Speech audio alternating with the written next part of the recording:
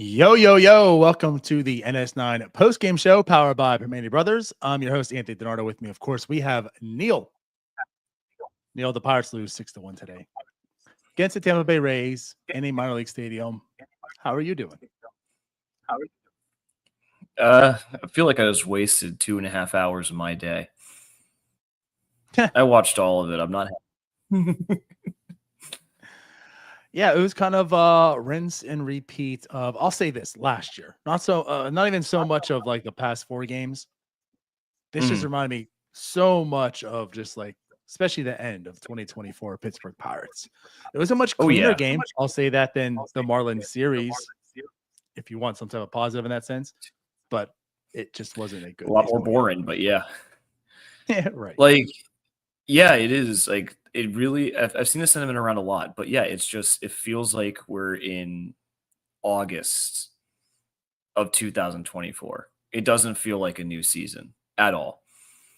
Like, the players are mostly the same things are happening on the field. Like, it's not fun. That's the worst part. It's not even fun to watch. I have been bored for most of these games, and that's just not what you want from the start of the season. Yeah, I hear that. Like you said, today's game, it felt so much like August 2024. But we'll get more into that. Before we do get any further, BetOnline is the world's most trusted betting platform and your number one source for all your sports betting action. The Final Four is upon us, and BetOnline has more ways to stay in the action with the latest odds, news, and scores, even live in-game betting while the games are played. With the largest selection of odds on everything from college basketball to MLB, NHL, and UFC, and even the Kentucky Derby and NFL season futures are ready for you to bet. In between games, head on over to BetOnline Casino with all the top Vegas-style games, including poker and live casino. BetOnline, the game starts here. You know, this game started off with Carmen Mlodzinski taking the mound. We talked to some extent in spring training when it was announced that he was going to be the 5th starter. You know, he's making the team as a rotation piece, you know, because there's some talk is it going to be Thomas Harrington, maybe even Bubba Chandler, although he wasn't really in the conversation. But, you know, they can use one of those young arms to replace Jared Jones, or they're going to go ahead and make Carmen Mlodzinski a starter. And it seems as if they made him a starter. And Neil, I kind of want to see and hear your viewpoint on this. I mean, what did you think about Carmen Mlodzinski's start today? Totally unsurprised by what happened. Like, he's a reliever. He did really well the first time through the lineup. And then he was bad. He was really bad. And I can't wrap my head around him being a starter. And I can't wrap my head around him starting the day before a bullpen day. You know, like, besides that, like, I mean, like, yes, like, I thought the velocity was great. He was hitting 97 to start with. That was awesome. Getting strikeouts looked really good. Was even being efficient. But it was just so predictable that it was going to fall apart. It was so predictable. I don't know what the rationale is by having him be in the starting rotation. I don't get it at all. You know, I think the way I summed it up on Twitter, Carmen Mlodzinski looks like an excellent reliever that can be a really good weapon in this bullpen. Yeah, that was my takeaway from this as well. Shout out to Penn with a $2 super. Penn does say he will get better at length with time, he believes. I don't know. You know, that's just the thing. I don't know. I question the move because he simply was a failed starter. You know, the thing about Thomas Harrington is he's established himself as a starter. I know he's a prospect. I get that. But he's been a starter. He's been a good starter throughout his pro career to so far, right? Carmen Mlodzinski wasn't that. He transitioned to a bullpen guy. He showed to be pretty good. Mhm. And today, like I'll say this, for 2 innings, he looked excellent. He I did. mean, he showed himself. I was encouraged about Yeah. what I saw. But that's not that, like you said, that wasn't the surprising thing at all. He's shown he can kind of do that. Maybe a little Yeah. bit better today than most days before. But it was like, oh, what's going to come next? Like we talked about today on Starbucks. Mhm. When he gets to the third time to the lineup, like what's that look like? He didn't quite get there, and it all kind of unraveled for him. Yeah, just imagine the Marlins series where instead of necessarily going to Holderman and Bednar, you suddenly have Baczynski there in your bullpen that you can go to, and you get those 2 innings from him. Those 2 innings, if you get those 2 innings during the Marlins series in 2 separate games, you get 2 wins probably. And so the fact that we're wasting a really good bullpen arm in the rotation when we have arguably 3 top 100 prospect starters in AAA. Like, I don't get it. I don't understand what they're trying to do here, except whether, like, do they think they're gonna be around long enough to enjoy the service time they're manipulating?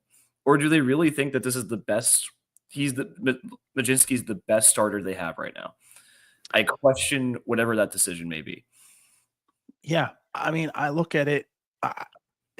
Think about the bullpen decisions. It wasn't necessarily who was the best, but how are you manipulating? And I don't mean it manipulating starter service time, but how are you manipulating the game to ensure you have options and this and that? And I Mhm. don't know if the decision really was like we think Majinski's the best option. It might just be what maybe is best for Thomas Harrington is to maybe go to AAA. That's what the thought was. Whatever. Yeah. I don't know. I can't answer that. Again, I didn't agree with the decision, but ultimately I thought like whatever, it's okay. If that's the issue with your fifth starter, kind of whatever, we'll find out. The big problem though, too, was I mean, the offense has been totally anemic. Yeah, that is the big problem today. So even if Carl Majinski did shut this team down, or if it were to be Thomas Harrington, the team scored 1 run. Mhm. And they got lucky with that 1 run also with Indy. But they scored Yeah. 1 run.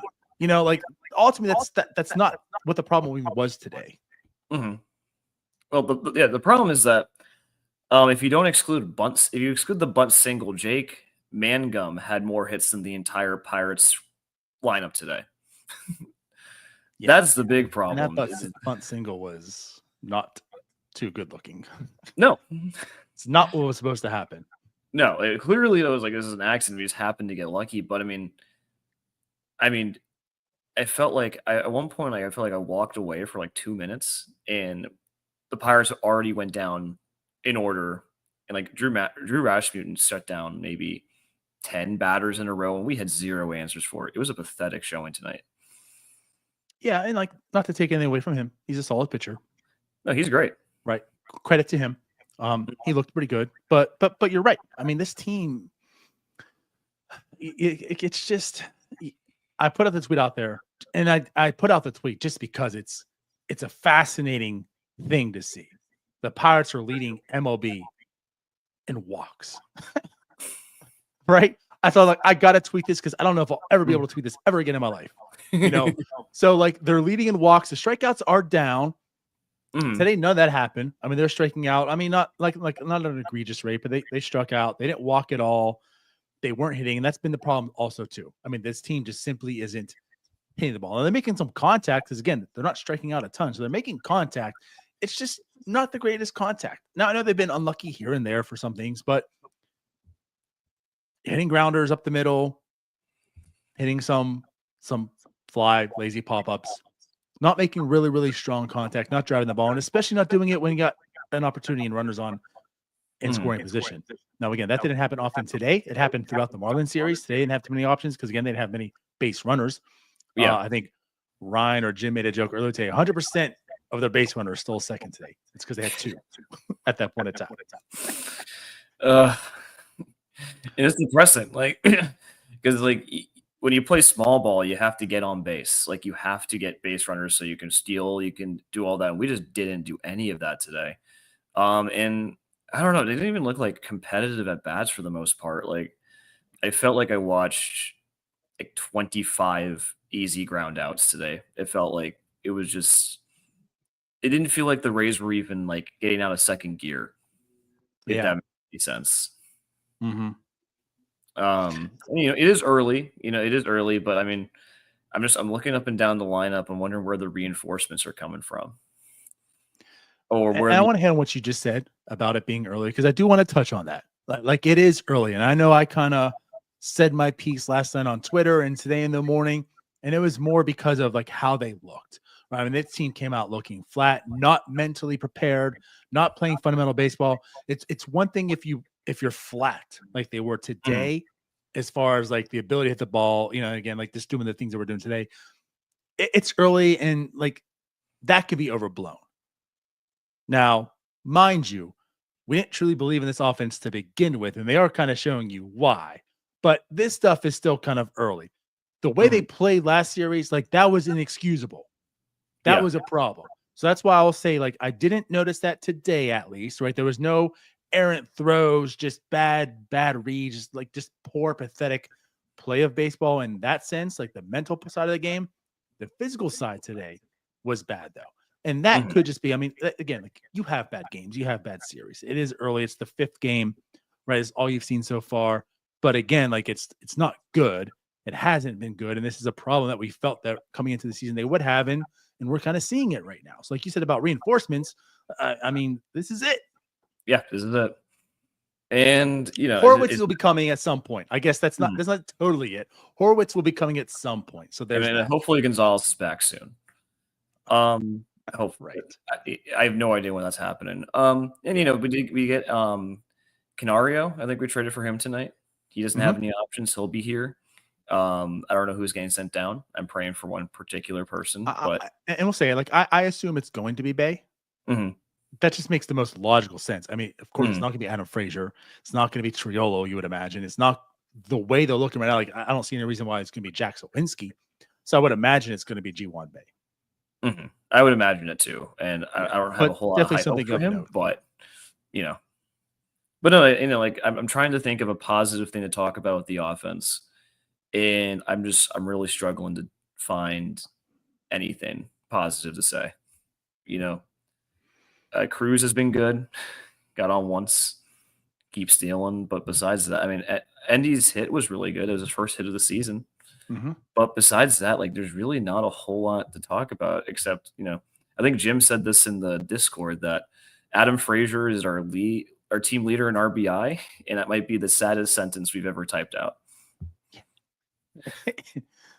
Not only why is he on this team, but like now he's the starter. He wasn't the starter to begin. It's Adam Frazier, the 8 hitter. I do want to go back to a couple of things. If you want to be positive, let's talk some positivity with this offense, right? I do. When I look at Ono Cruz so far, even today, like you mentioned, he went 1 for 4. Whatever, like that hit was pretty good. He got his 5th stolen base on the year. 5 games, 5 stolen bases for Ono Cruz, and 1 game he didn't even play. He was a pinch hitter for. Tremendous. I mean, like he's unleashed this year, it looks like. And when I talked about stealing 40 bases, like he's going to steal some bases this year. It seems so far. So cool for him. But that's not even the big thing. Yeah, he stays healthy. 40 is he's getting there easily. He's over a 10th of the way there. Yeah, exactly. Like, no, he's been a joy to watch. I know the batting average isn't there, and but I just really enjoyed watching him. He looks a lot better at the plate than I think he did through large stretches of last year. And I love the walks. I know he was struggling with he struggled with walks his entire career. I know he didn't walk today, but again, like I think that he's going to be very, very good this year. And he is laying off a lot of the pitches, which is what got him in trouble before. And again, like that's what I did want to talk about here. It's 4 games, small sample, I get it, but like so far, what you're seeing, he's got a better feel of the strike zone, it seems, and pitch recognition. I mean, like those low balls, and there was one too, like that probably was a ball. I got called a strike, and he's going to get that because he's so tall here and there. But how many times do you see him golf? And now there's questionable calls that are still kind of in the strike zone. He's looking for his pitch, and again, he's laying off a lot of stuff that he normally doesn't. So the way he looks at the plate, like you said, like the batting averaging there, that can normalize. That's where it's like, hey, it's 4 games, right? Yeah. But what the I would guy say is to not that, striking out yeah, the way he was before in the past. And again, he's not swinging at a lot of stuff that you expect him to be swinging at in years past also.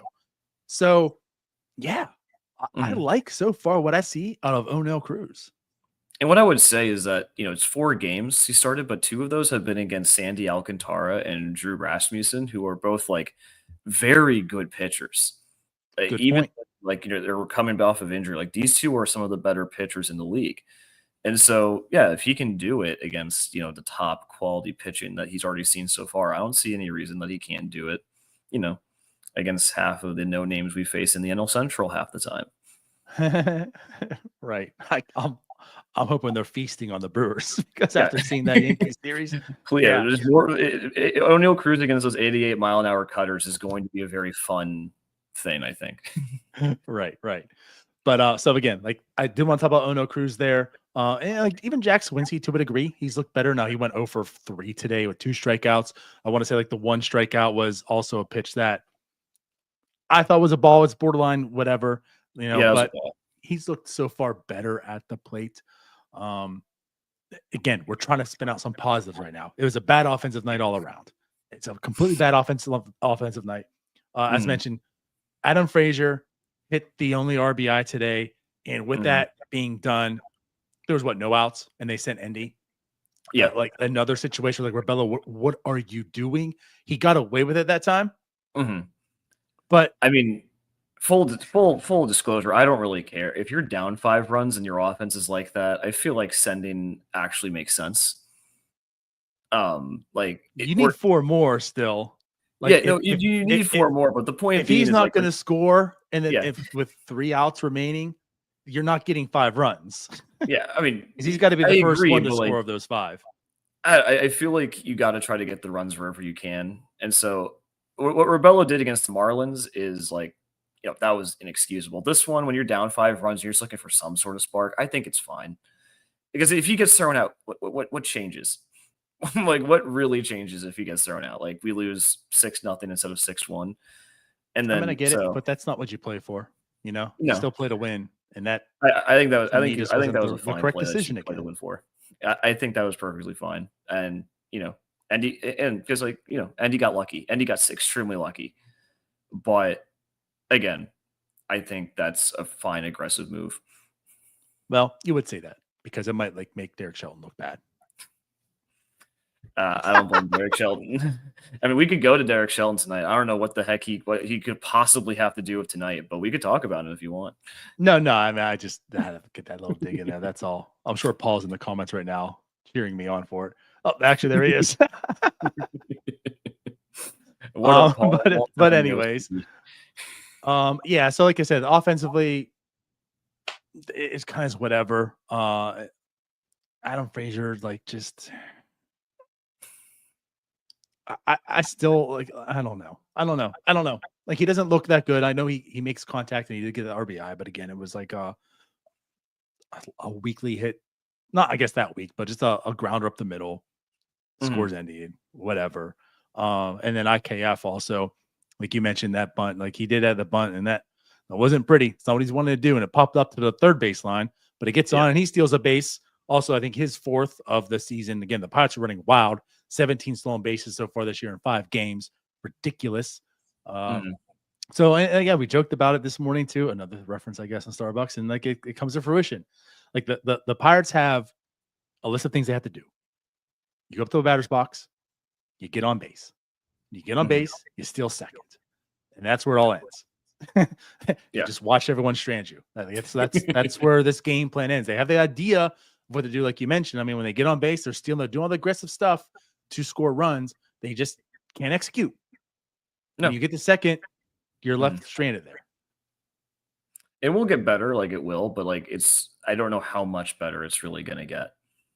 We're gonna probably, I think we're second to last in the league in slugging. I don't really see that improving much in terms of the league rankings, and so we clearly won't still be this bad, but it's not an encouraging sign when we're not even facing very good teams. I don't think the Rays are all that good. The Marlins are trying to be atrocious. Like it's just not what you want to see from the beginning, which was kind of supposed to be a cakewalk of a schedule going into the Yankee series, you know? Yeah, yeah, like it is baseball, but right, like you are facing the Marlins, you kind of anticipated at least going 500 with them, Yeah. at least, and that Mhm. didn't happen. And again, like this is where the record, it's early in the season and kind of whatever, but they're not playing a winning brand of baseball at this point in time. No. No, they're not. And it's disappointing. Because it really just feels like we didn't take any time off from last season. It's the same thing. I know we said it before, but like it doesn't feel any different. It sucks to see. Right. Yeah, for sure. Now we did talk about Carmagency, and like I said, like Mm. this isn't to trash him by any means. Yeah. It unraveled for him, and the game was lost. But that was more of him being put in that situation, right? Like Yeah. to my point and my thoughts, he should be in the bullpen. There should be someone else. He looked 100% agree. excellent. He looked excellent for those 2 innings. I am like fully intrigued and looking Mhm. forward to Carmaginski once he gets back into the bullpen, hopefully sooner than later. This bullpen can use him. But talking about the bullpen, like it wasn't really a bad day from them either. Obviously, Holderman and Bednar didn't participate today; they didn't need to. But they gave up 2 runs. Ultimately, they had to go a little more than normal. But Mhm. Meza goes 1.2. He does give up the run, but 2 strikeouts, and he held it down. He came in for Mhm. Majinski. There's a bit of trouble there. He kind of did his thing to get out of it. Brucky comes in 1.2, 3 strikeouts. He had that walk. Mhm. Looked a little shaky there, but he came through. And then Wentz, he had the inning. He did have the run there as well. Mhm. Strikeout. Obviously, we know what he did a few games back. But like ultimately, like again, like the bullpen wasn't terrible. By No, I that mean, point too, like it was already out of I've hand. honestly been pleasantly surprised by Tim Meza. I didn't really like the signing at the time, but I think he's looked perfectly acceptable. Like, I won't say he's blowing me away with anything that he's doing, but he's definitely better than I thought he was. And when it's already a bad night when Tim Mays is coming in the 4th inning, so the fact that he was at least able Well, to like hunker down the fort until the 6th was pleasant to see. Like yeah, I was happy with him. yeah. And tomorrow also potentially going to be a bullpen game. Like there's no announced starter. Hmm. So either they're calling someone up or they're going full bullpen game. And the Hmm. fact that Majinski only lasted 3.2, that's going to be interesting. Like I don't know what their decision is going to be, but Mesa going the 1.2 instead of just getting the last out of that inning or just going one. I mean, getting some length there so that way, which you hope to be right, the real dogs in the bullpen are still saved, for tomorrow, in the last game of the series. But yeah, tomorrow is going to be interesting. So the fact that Mesa did go 1.2, Brucky did go 1.2, and Wentz, did Hmm. have an inning, they're able to stretch their time out to Hmm. use less relievers to complete this game today. Yeah, it was interesting because I think Noah Hiles tweeted out like Wentz is warming up, and if he's pitches tonight, I have absolutely no idea who's going tomorrow. Mm-hmm. So it will be really interesting to see what they choose to do. I hope it's Harrington. I really do, but it wouldn't surprise me if what's his name? Lawrence is our star as our opener tomorrow. Yeah, I don't know. I I don't know. I feel like if it is Harrington, like you better be on your way here, like right Yeah. now. Yeah. There better be some travel plans going on immediately because this is a quick turnaround announcement, and it's not as if they're getting someone who's close and nearby. So Mhm. yeah, like there's that aspect to it. And if it's not a Harrington or somebody else, I don't know. I can only imagine it being someone like Justin Lawrence. He probably gives you a little bit of length, a little bit, but Yeah. And our I don't comments know. are mentioning Ferguson because I guess they were talking when he first signed that he might try to stretch out to be a starter. That's interesting. I guess I could see that. Yeah, Yeah. he did, and they allowed him to whatever, and that kind of unlike Majinski. Like Majinski said, like let's do it. they kind of cut off Ferguson. But yeah, maybe it is Ferguson. I just don't know how we're on a bullpen game 5 games into the season. Well, if you want to get Mitch to start the home opener, you got to find a way to do it. And I guess that's their way of finding how to do it. I mean, you can argue it. You can certainly argue it. It's not the way I would run a team, but that's why I'm behind a computer screen and not paid the big bucks. Yeah, but I'll say this: if they make what I think to be the correct decision and give someone like Harrington that start, I'm okay with it. 100%. Yeah, if we get someone like Harrington, maybe a surprise like Chandler. I'm really not expecting Chandler, but like that would be cool, and I will be locked in for a Harrington start. Yeah, for sure. So yeah, outside of that, again, the Pirates lose 6-1 today. Just a pathetic showing offensively. Yeah, couldn't do anything. And again, I'm sure people who might read the box score and Majinski like don't look at those numbers. Those numbers will reflect his season ERA now, right? If you're at the end of the day, you're looking at that. I mean, he looked really good for the role that he should be participating in. Yeah. Just so again, seeing those first few innings, I can't wait to see Carmen Majinski back in the bullpen to be that weapon that he could be. Now, do you put the broadcast was talking about a lot? Do you put any like stock into the fact that like the Rays were just kind of dinking the ball all over and like when they had like those like 4 or 5 or 6 straight hits? Do you put any stock into that, or do you just think they were figuring them out and they were doing exactly what they wanted? It's hard to tell. I mean, to be definitive on that, like I understand, like he wasn't getting hit hard, but he also just wasn't missing bats at that point in time. He was not missing anything. I mean, they were connecting with him, and so I guess the way I look at it is, I mean, there could be kudos to the Rays, but also like this is kind of what I envisioned that probably could happen. This is what I was worried about, and it did come to fruition. So maybe a little bit of both, but regardless, like this is why I don't think Carmen Majinski was the correct answer, and it proved itself to be correct. Whether it was more or less on the Rays, kudos to them, or the fact of Carmen Majinski, being seen and another time or whatnot, or just maybe wearing down, it happened. Now it is also just one game. Yeah, but this is what we were fearful for. This is what happened so far. So I'm going to talk about it. It doesn't change my opinion. I still want Majinski in the bullpen, but he wasn't like getting rocked around the park. I think right. but like again too, it's also just like, could he be a better starter going forward? Like if that was more of the Rays, maybe. But again, like seeing Carmen Majinski for those first 2 innings gets you excited about Carmen Majinski in the bullpen. 100%. If there's a need for this team, it's something really, really good and exciting in the bullpen. Especially someone in high, right.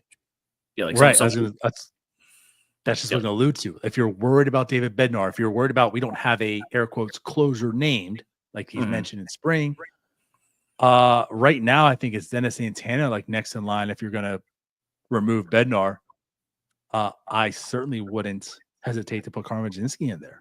But he's not 100%. So again, like this is the whole situation of you're putting someone in a position where they're not set up to succeed.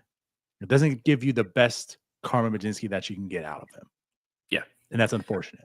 It's a theme of the 2025 Pirates to just keep playing people out of positions. I didn't think it would expand to pitchers too, but here we are.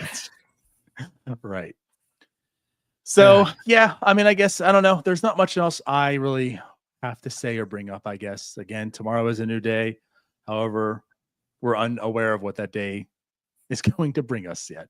When that's announced, of course, you can check us on our socials. We'll keep you up to date, let you know if you don't hear first. But yeah, that's it. We'll be back again tomorrow. Jim and Doug, I believe, are on the post-game shows. But was anything else that you wanted to add in and say, Neil? No. I'm just disappointed. It's like, no. Go Derek Shelton. Screw you, Paul. All right. I would never say that to Paul. I love him. I love Paul too. We all love Paul. Paul hates you though, and that's why I love him. Yeah, that's why I love him too. Right. Well, then we'll get out of here. We appreciate you guys as always. Do all the fun stuff. If you haven't already, follow us, like this, share, tell a friend. We'll see you guys tomorrow. So bye-bye. Bye-bye. All right, that wraps up this episode of North Shore 9. Thanks so much for tuning in. Whether you're listening on the podcast or catching us on YouTube, if you enjoyed the show, please give this video a thumbs up and don't forget to hit that subscribe button if you haven't already. It really helps us grow. And if you're listening on the podcast, a quick review goes a long way in helping others find the show. Plus, be sure to tell a friend about us. There's always room for more here in the NS9 community. And for those looking to support us a little more, consider joining our Patreon, become an MVP member, and get exclusive perks while helping us continue to bring you more of the Pirates content you love. Thanks again for all your support, and let's go Bucs.